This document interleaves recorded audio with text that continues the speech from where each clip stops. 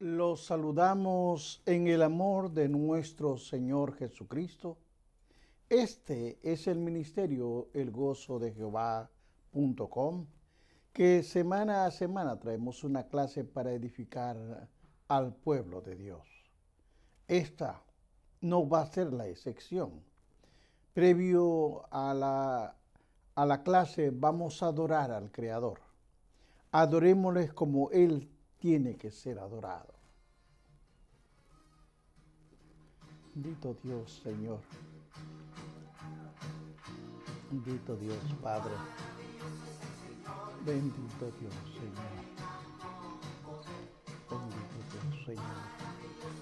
Bendito, Padre. Bendito. Sí, Señor. Sí, Señor. Tú eres todo, Señor. Sí, Señor. Sí, Señor. Sí, Padre. Sí, Padre. Sí, sí, Señor. En el nombre de... Sí, Señor.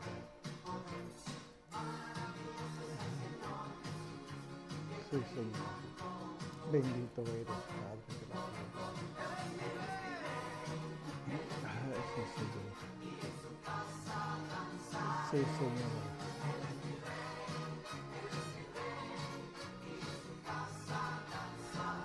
Bendito, bendito eres, Señor de la gloria. A ti sea el honor, la gloria por siempre.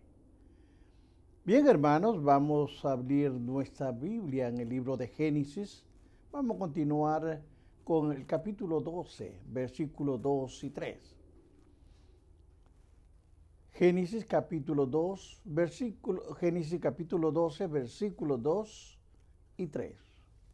La palabra de nuestro Dios se lee a la gloria del Padre, del Hijo y del Espíritu Santo. Su santa palabra dice así: y haré de ti una nación grande, y te bendeciré, y te engrandeceré tu nombre, y serás bendición. Bendeciré a los que te bendijeren, y a los que te maldijeren, maldiciré. Y serán benditas en ti todas las familias de la tierra. Amén. Padre de la gloria, Señor, vengo delante de tu presencia reconociendo tu señorío, tu grandeza y tu poder. Te pido, Padre, que el Espíritu Santo ponga palabra en mi boca para poder desarrollar esta clase, que sé que será de edificación. Todo te lo pido en el nombre de tu Hijo amado, Jesucristo. Amén. Bien, hermanos, como es costumbre, no cierre su Biblia. Tenga sus notas, vamos a explicar. A esta clase la he titulado El carácter incondicional del pacto abrámico. Recuerde, subraye, incondicional. Porque las promesas del pacto abrámico son incondicionales. Esa afirmación es evidente por el uso de los verbos que aparecen en los versículos 2 y 3. Cuando leemos Génesis 12, 2 y 3, nos hablan de esta manera: haré de ti una nación grande. Es interesante cómo comienza explicando. Luego dice, y haré de ti una nación grande. Te bendeciré, engrandeceré tu nombre.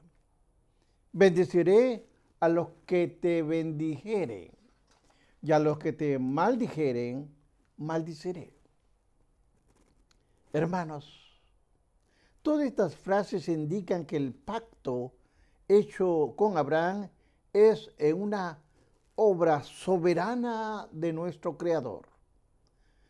Debemos observar, notar que no se expresa ninguna condición en el texto. En la Biblia no hay condiciones. Los grandes pactos de la Biblia, como es el noético, el abrámico, el davídico y el nuevo, no son condicionales, sino incondicionales. Estos arreglos no son contratos con obligaciones. Aquí no hay ninguna obligación de una naturaleza paralela, ni de uno ni del otro lado. O sea, Dios está hablando. Son pactos que son de acuerdo entre iguales. Un pacto incondicional, y entienda esta palabra, destaca sobre las promesas de nuestro Dios. Explicaremos luego. El libro de Hebreos, usted vea, capítulo 6, versículo 13 al 15, nos menciona. Porque cuando Dios hizo las promesas a Abraham, no pudiendo jurar por otro mayor, juró por sí mismo, diciendo, de cierto te bendeciré con abundancia y te multiplicaré grandemente. Y habiendo esperado con paciencia, alcanzó la promesa. Como nosotros estamos leyendo estos versículos, uno puede ver para su cumplimiento las provisiones del pacto descansan sobre la palabra de Dios vivo y su carácter fiel. Dios dijo, Dios cumple. Dios no miente, hermanos, sino que cumple todo lo que promete. El carácter incondicional e inmutable de los pactos hechos por Dios, lo hizo también con David, lo ha hecho con Abraham, se ratifican tanto en el Antiguo como el Nuevo Testamento, de acuerdo en el Antiguo Testamento, como lo explica Jeremías, capítulo 33, versículo del 15 al 19, o en el Nuevo Testamento, el libro de Lucas, capítulo 1, versículo 46 al 55. Hermanos, la profecía bíblica afirma que los pactos abrámicos, davídicos, nuevos, tendrán su cumplimiento literal. En resumen, hermanos, el estudio de Génesis que estamos haciendo del capítulo 12, del 1 al 3, permite ver la importancia del patriarca Abraham y del pacto abrámico. En su ámbito de la salvación, su importancia yace en su gracia incondicional y en ese aspecto armoniza de manera maravillosa, majestuosa con el principio sobre el cual Dios justifica al pecador. Lo explica el libro de los Romanos, capítulo 4, versículo 5. ¿Y cuál es? Es la gracia incondicional, favor inmerecido, lo que gobierna la espera de la salvación provista por el Dios Trino. Abraham actuó en fe, confiando en la palabra de Dios. Luego vamos a observar la historia un poco de Abraham. Obviamente, al obedecer en la palabra de Dios, observe usted cuando le dijo, vete de tu tierra, vete de tu tierra. La elección de Abraham fue un acto puramente soberano de la gracia de Dios, pues no lo escogió debido a que previo a Abraham iba a creer. Entienda esto, hermanos. Cuando el gran patriarca fue elegido, como fue elegido los muchos hermanos que usted conoce, él y su familia, ellos eran idólatras. Sí, hermanos, se lo voy a explicar por qué. Si usted ve el libro de Josué, capítulo 24, versículo 1 al 5, lo explica con claridad. El propósito eterno de Dios en la elección siempre va seguido de una llamada eficaz. Dios llama, que depende exclusivamente de Dios, no de uno, quien soberanamente llama al pecador por medio del Espíritu Santo y lo atrae a Jesucristo. Aunque es cierto que la etapa del despliegue de la revelación a Abraham esperaba en su estado primitivo, como estaba en su comienzo, y en la plenitud de la verdad, tal como aparece en el Nuevo Testamento.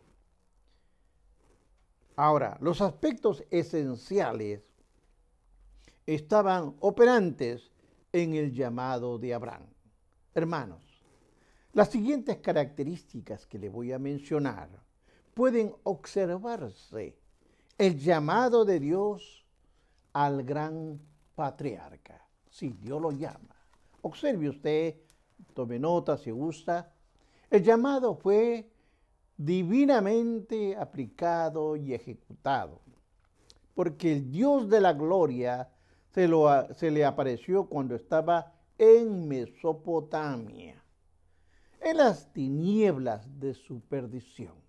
Así estaba Abraham. No se sorprenda, así estaba en las tinieblas de su perdición. Fue Dios quien, mediante su agencia de su palabra, llevó vida y fe al padre Abraham. Solo Dios, entienda, hermanos, puede abrir la mente y el corazón de un pecador. Nadie más lo puede hacer. Segunda observación que usted tiene que tener es que el llamado de Abraham fue personal y procedía directamente del Señor, y al pasar los días, ese llamado condujo a Abraham a una relación más personal con el Señor. Ahora, sepa usted, actualmente también Dios obra de la misma manera. Lo puede llamar a usted, a la otra persona, Dios lo llama. Lo que tiene que hacer usted es abrir su corazón y escuchar el llamado de Dios. Así todavía nos llama. Tal vez usted diga, hermanos, yo no tengo esperanza. Sí lo tiene. Recuerda que estoy hablando de Abraham, uno que era idólatra. Tercer punto a observar. Fue un llamado a la separación. Dios llamó a Abraham cuando no era más que uno solo, de acuerdo al libro de Isaías, capítulo 51:2. Él lo llama en Mesopotamia. Y Dios, ¿qué hizo? Exigió una separación, le dijo, ¿de quién? De su tierra, de su parentela y de la casa de su padre. Vea lo que dice Génesis capítulo 12:2.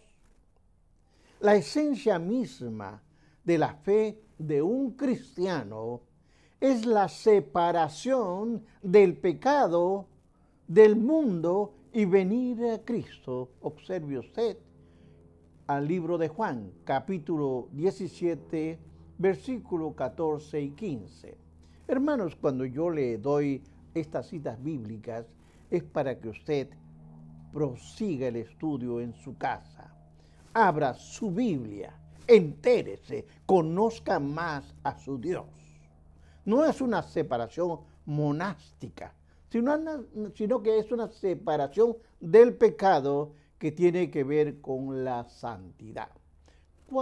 El cuarto punto a observar fue un llamado fructífero.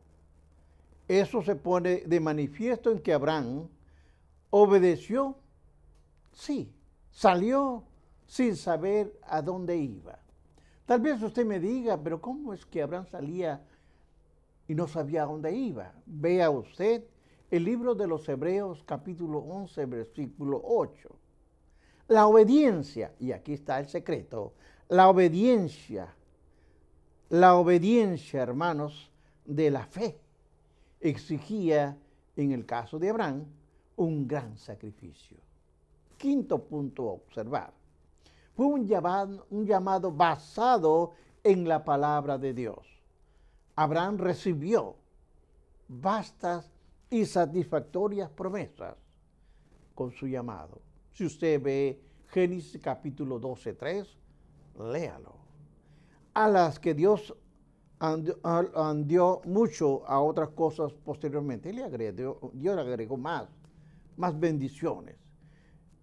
Pero aún así, el creyente de hoy recibe grandes oportunidades, grandes promesas de la mano de nuestro Creador. Vea usted el libro de Juan, capítulo 1, versículos 12 y 13. Dios nos llama, hermanos. Todo el tiempo nos llama. Olvide su pasado. El presente que está viviendo es importante porque es el camino al futuro. Finalmente, el llamado da esperanza al mundo. En los sitios más recónditos de la tierra, Dios llama y bendice ¿a quién? A los pecadores. Dios llamó en su momento a Lutero. Usted tal vez ha escuchado a Lutero de un holocausto lejano. ¿Para qué? Para bendecir a muchos. Dios llamó a Pablo cuando Pablo perseguía a cristianos. Hermanos, Dios llamó a Lidia. Cuando Lidia vendía púrpura en Filipos, Dios llamó y sigue llamando en esos tiempos a cada uno de nosotros. Es nuestro deber buscar la presencia de Dios, porque ahí es donde pasaremos la eternidad. Ahora, ya le hicieron el llamado. Ahora va a comenzar el peregrinaje que va a hacer Abraham a la tierra prometida. Y esto está en el capítulo 12, versículo 4 al 9. Pero apunte usted esto. Primer punto que usted tiene que observar es que se le prometió darle una bendición especial. Segundo, se le prometió engrandecer su nombre. Tercer punto era hacerlo un canal de bendición para otros. Luego explicaré punto por punto. Cuarto punto, proveer un trato a otro sobre la base del trato que se le dé a Abraham. Quinto punto a observar, dale un heredero mediante Saraí. Otro punto, hacer de su simiente que sea una gran nación, y lo explica en el capítulo 12 de Génesis, versículo 2. 7, el punto 7 a observar, era establecer un pacto perpetuo con él y con su descendencia, y usted lo puede ver en el capítulo 17, 7 del libro de Génesis. Punto 8. Darle la tierra de Canaán de heredad perpetua. También lo dice el 17, 8. El 9 dice, le promete Dios darle a la descendencia de Abraham, que es 17, 7. Y por último, le sigue diciendo, la simiente de Abraham, vendrá el Mesías. Será de bendición para todas las familias de la tierra. Cuando seguimos observando el 12:4, dice, y se fue Abraham, como Jehová le dijo, y Lot fue con él. Recuerde esto. Dijo que se vaya solo, pero él se fue llevando a su sobrino. Y Lot fue con él. Y era Abraham de edad de 75 años cuando salió de Harán. Abraham, el padre de los fieles, respondió con obediencia a la orden de Dios e hizo exactamente como Jehová le dijo. Salió. Aunque Dios había mandado a Abraham que se separara de su parentela, el patriarca llevó a Lot consigo. Posteriormente, obviamente, Lot se convirtió en un problema para Abraham. El hecho, hermanos, de que Abraham era un hombre de 75 años no debe pensarse en función del criterio moderno de ahora. No, no se puede comparar a esas personas a estos tiempos, ya que en estos tiempos Abraham, la edad de 75 era como una edad media para estos tiempos. Para criterios para entonces, Abraham era un hombre, no era un hombre viejo. Observe lo que nos dice el 12:5. Tomó pues Abraham a Sarai su mujer y a Lot, hijo de su hermano, y todos sus bienes que había ganado y las personas que había adquirido en Harán, y salieron para ir a la tierra de Canaán, y la tierra de Canaán llegaron. Es interesante este punto, como Moisés lo va desarrollando, tal como era característico de las costumbres orientales antiguas. Aquel considero que se considera de que la cabeza de la familia, el líder, el jefe, era Abraham, como patriarca con 75 años de edad. Iba su esposa, y anote esto, que era estéril. Es importante subrayarlo. Iba con él su esposa que era estéril, su sobrino Lot, los siervos y además empleados que formaban parte de un grupo. No era un grupo pequeño, porque lo explica en el libro de Génesis capítulo 14:4. No era un grupo pequeño, ya que aquel tiempo Abraham era un hombre muy rico y todo lo que tenía estaba involucrado en aquella nueva aventura de fe. Con sus pertenencias y sus acompañantes se dirigió a las tierras de Canaán y a la postre llegó a su destino, así menciona la palabra. Ahora, el propósito original de Dios se cumple. Taré había guiado a Abraham hasta Harán. Ahora, Dios lo guía a la tierra prometida, estamos diciendo, de Canaán. Observemos el capítulo 12, versículos 6 y 7, nos menciona. Y pasó Abraham por aquella tierra hasta llegar a Siquén, hasta el cinto de Moré. Y el cananeo estaba entonces en la tierra.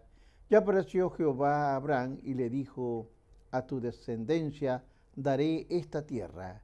Y edificó allí un altar a Jehová, quien le había aparecido.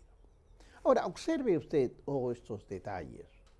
La primera parte del viaje de Abraham era a Canaán. Lo llevó a la ciudad de Siquén, la primera ciudad cananea. Esta cananea, esta ciudad se menciona mucho en la Biblia, donde acampó junto al encino de Moré. El texto bíblico dice: el cananeo estaba entonces en la tierra. Vamos a desglosar un poco esto. Eso pudo haber atemorizado algo a Abraham, pero Jehová le apareció y renovó su compromiso con Abraham. A tu descendencia daré esta tierra. Observe que cuando usted lea, tiene que tener entre paréntesis, entre comillas, como usted quiera llamarlo, a tu descendencia daré esta tierra. La reacción de Abraham demuestra su fe en Jehová y edificó allí un altar a Jehová, quien le había aparecido. Nosotros debemos observar que Siquén era un importante centro de actividades comerciales. Cuando Abraham realmente llegó ahí, y esa era una ciudad mencionada repetidas veces en el Antiguo Testamento. Lo dice Génesis el capítulo 36, 18. O lo puede ver usted en Josué, capítulo 24, 1. Ahora, es posible que Siquem fuese un importante centro religioso y de cultos paganos. El encino de Moré fue el lugar específico donde llegó Abraham con su comitiva. Moré significa maestro, lo que sugiere que era un centro notorio, porque ahí se emitían oráculos. Hermanos, de ser así, aquel fue un excelente lugar para que Jehová se apareciera a Abraham y lo renovase las promesas del pacto ya establecido en Génesis capítulo 12, versículo 1 al 3.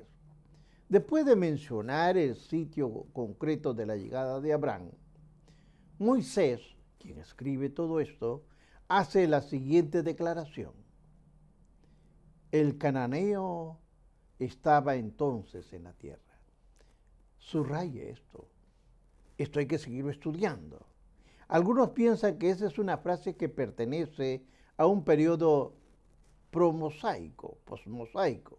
Es decir, ver por qué esta oración no puede ser históricamente correcta, pues ya los cananeos estaban en posesión de la tierra.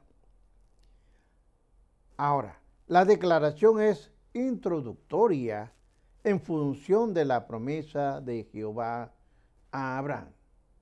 El hecho de que la tierra que Dios había prometido a Abraham y a su simiente estuviese habitada. Esta tierra estaba habitada. Pero esto parece un impedimento para el cumplimiento de la promesa de Dios, aunque en realidad no hay obstáculo o impedimento para el poseedor del Creador del cielo y tierra. Para Él no hay impedimento, hermano. Antes que se cumpla la promesa, la iniquidad de los cananeos debía crecer. Iba a crecer hasta tal punto que amerite aplicarle el juicio retributivo de Dios. En la primera mención específica de una teofanía, el Señor apareció a Abraham y le dio la promesa: a tu descendencia daré esta tierra. Observe el libro de Génesis capítulo 12, 7. Ahora, el vocablo descendencia significa literalmente a tu simiente. La asociación de la promesa con la ocupación de la tierra por los cananeos es intencional, aunque la tierra estaba ocupada por ellos. La promesa garantizaba que serían desposeídos y que la tierra sería dada a los descendientes de un hombre que había pasado la edad de engendrar y que no tenía hijos. Pero había promesas. La misma improbabilidad que se sucediese que la promesa de Abraham y su familia es una tremenda prueba. Ya es mayor, no tiene familia, pero hay promesa. La teofanía, a la luz de otros que tuvieron lugar después, casi seguro era una aparición del Señor Jesucristo antes de la encarnación que nos habla el capítulo 16, versículos 7 al 14. En un sentido fue la bienvenida benevolente al patriarca al llegar a la tierra. Aunque había algo de advertencia en las palabras dirigidas a Abraham personalmente, estrictamente hablando, las palabras del Señor indican que él mismo no heredaría la tierra, sino sus descendientes. Ahora, la teofanía, es decir, la aparición visible de Jesucristo antes de su encarnación, tenía la finalidad de dar ánimo al patriarca. Es posible que fuese también una señal que la tierra prometida sería a partir de ese momento, el escenario de la manifestación de Jehová a su pueblo y finalmente a todo el mundo. Eso es. Dios promete, Dios cumple. Veamos la parte del 12:7b. Dice, y edificó allí un altar a Jehová, quien le había aparecido. Ahora, este altar fue el primero edificado en la tierra de Canaán y dedicado a oración del eterno yo soy, Jehová, el Dios guardador del pacto. Aunque el texto no lo dice, es de esperarse que Abraham ofreció un sacrificio de adoración a Jehová, tal como lo hizo Noé cuando salió del arca, cuando hablamos en la clase del capítulo 8:20. Por eso que usted tiene que entender todo esto cuando yo doy cita para que usted vuelva. Aquel lugar había sido santificado por la manifestación de la presencia de Dios. Al edificar el altar, Abraham expresa que el lugar era un sitio de adoración a Dios, un vivo y verdadero. El único ser adorado. El altar que Abraham edificó era además un símbolo de gratitud y de sumisión a la voluntad de Dios, que soberanamente lo había sacado del ambiente de la idolatría y el politeísmo para adorar solo a Jehová. Les decía, él adoraba a otros dioses. Ahora veamos Génesis 12:8. Sigamos estudiando. Luego se pasó de allí a un monte al oriente de Betel y plantó su tienda, teniendo Betel al occidente, y edificó allí altar a Jehová e invocó el nombre de Jehová. Segundo punto a observar aquí. Este versículo describe la segunda fase de la jornada de Abraham en la tierra de Canaán. No se da ninguna explicación realmente de por qué Abraham se trasladó a un nuevo sitio. Ahora, se ha especulado, hermanos, con que quizá encontró hostilidad de parte de los que habitaban en aquella región, que tal vez se acercaba una hambruna y que se aproximaba y que Abraham buscó un mejor sitio para alimentar a su numeroso ganado. Hay especulaciones, pero en realidad no se sabe por qué se trasladó a un nuevo sitio. Ahora, el nombre de Betel significa casa de Dios, aunque según Génesis 28:19 nos dice que su nombre original no era Betel, sino era Luz. El nombre Betel se usa poléticamente, es decir, no inmediatamente, sino de manera anticipada. Cuando Abraham llegó ahí, todavía su nombre era Luz y estaba situada a 8 kilómetros de Ai. Hoy en día, Betel se conoce con el nombre de Beitín. Ahora, que está a unos 17 kilómetros al este de Jerusalén. Nuevamente, hermanos, Abraham edificó un altar e invocó el nombre de Jehová. Ahora, esta frase señala la devocación de Abraham y la comunión con el Señor. Voy concluyendo. Génesis capítulo 12, versículos del 4 al 9, nos deja de entrever algo de la esencia de la vida de Abraham. Es importante, por lo tanto, dar una mirada a la vida del patriarca a medida de sus características cuando comienzan a manifestarse en el registro bíblico. Pero a la luz del hecho de que Abraham es el ejemplo de la fe, debe ser de gran importancia para todo lector, para todo el que escucha, examinar las características principales de su vida a fin de poder aprender de él. A pesar de la palabra, los principales principios que constituyen la vida de fe que agrada a Dios. Vea lo que nos dice Hebreos 11:6.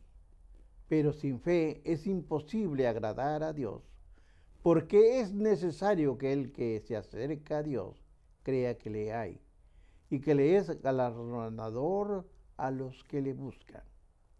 Hermanos, recordemos que el principio fundamental de la vida de Abraham es la obediencia, un sometimiento a la voluntad revelada de Dios. Por supuesto, este es un enfoque del lado humano de las cosas, porque el registro bíblico deja bien claro que la obediencia y la fe que tuvo Abraham fueron obradas en su vida por Dios mismo. Esperemos avanzar, esperemos caminar con temor y temblor el camino para encontrarnos con nuestro Señor. Bendiciones.